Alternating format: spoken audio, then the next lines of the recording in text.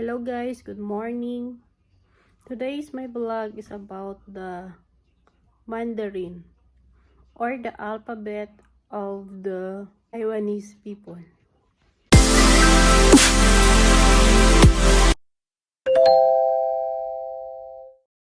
Guys, ito guys yung kanilang alphabet or Bopomopo ang tawag nito sa kanila. Ito yun guys.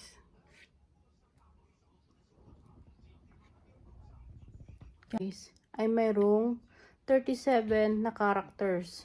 Unlike sa atin, sa mga Pinoy or sa mga English people na ang ating alphabet ay composed lang po ng 27 characters. Let's go guys, samahan nyo ako kung paano to basahin. Guys, pasensya na ha, kasi bilang isang Pilipino, iba talaga po yung aking accent sa mga Chinese. Kasi sila masyado silang, diba yung matinis ang kanilang salita. Pero ako hindi po, pasensya na. Pero ganun din po yun, yung aking pag-pronounce neto. Unlike lang sa kanila na may iba talaga yung kanilang pag-pronounce. Aral na din ako guys ng basic Mandarin sa school. Kaya alam ko na po kung paano basahin ang kanilang alphabet or itong Bopomopo. Ito guys. Bo-po-mo. Then, ito tayo guys, yung simula ng kanilang character ng kanilang alphabet. Bo, bo, po, po, mo, mo,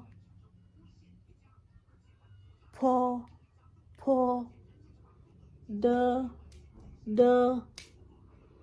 te, ju, ju, shi, ru, zi, shi,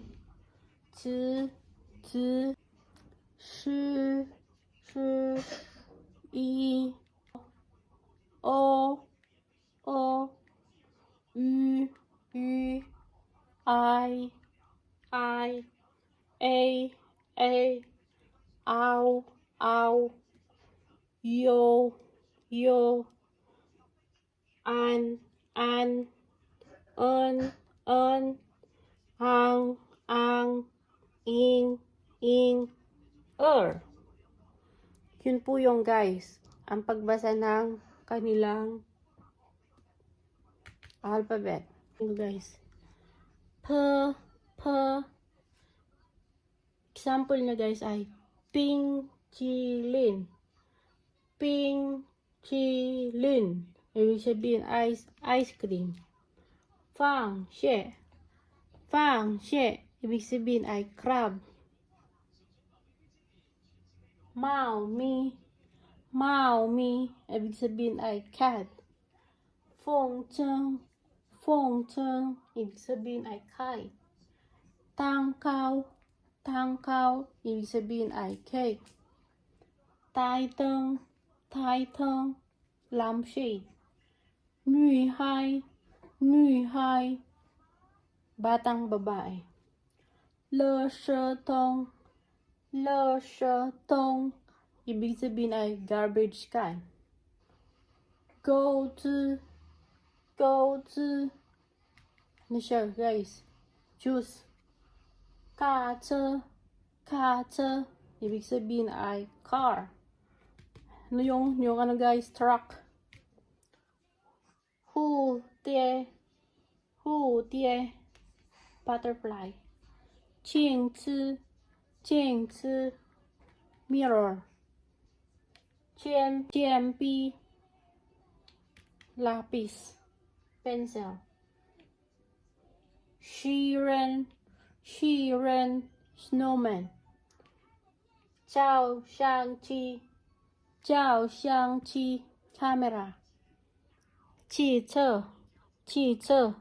Car. Dong. clock. 热气球 hot air balloon. 王子 king. 草莓 strawberry guys. Shapa walis tambo. 钥匙 key or sushi. 乌龟 turtle. 雨伞 umbrella. 袜子 ito guys, tong watsu na to, may ano ko nito, may naalala. Kasi guys, nung bago pa lang ako dito sa kanilang dating, ano guys, sabi ng asawa ko, "Lau po, ni kay pang uma, kewa wo da watsu," sabi niya. "Asawa or my wife, can you give me my," ito nga, watsu or socks. Ang pagkaintindi ko dati guys ng watsu, relo or watch. Yung watch guys sa Mandarin ay su piao, hands. Yung hands ay guys ay so, then yung relo sa kanila ay su piao pala. Kala ko watsu, relo, my god, ang layo-layo ng ibig sabihin guys. Kaya kailangan talaga mag-aral ng Mandarin. Watsu, amo, medyas or socks, watsu. Luto, camel. Chi-e,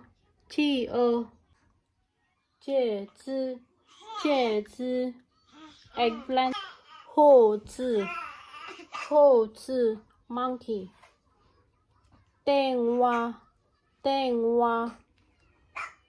telephone. 建议, goldfish. 大象, elephant guys. 儿童, ano siya guys? Bata or child. Yan guys yung kanilang alphabet. Bopo-mopo guys. I hope guys may natutunan kayo at pasensya na po sa aking pag-pronounce na iba po talaga ang pagbigkas ng mga Pilipino kaysa sa kanila. Sila po ay medyo matinis ang kanilang sounds. Pero sa atin, iba po ang aking pag-pronounce. Pero ganun din po yung mga ibig sabihin nun guys. I hope you like it and thank you for my video. And don't forget to like, comment, and subscribe to my channel. Maraming salamat po guys. Bye-bye. God bless to all of us. Or sa Mandarin nga po ay 再见